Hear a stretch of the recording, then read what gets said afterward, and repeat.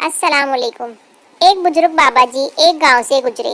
एक औरत बोली, बाबा जी मेरी शादी को 12 साल हो गए हैं, मगर बदकिस्मती से मेरी कोई औलाद नहीं है। बाबा, तू फिक्र ना कर बेटी, मैं मजार पर जाकर तेरे नाम से दिया जलाऊंगा, अल्लाह करम करेगा। 11 साल बाद बाबा का फिर उस गांव से गुजर हुआ तो बाबा को उस औरत का ख्याल आया।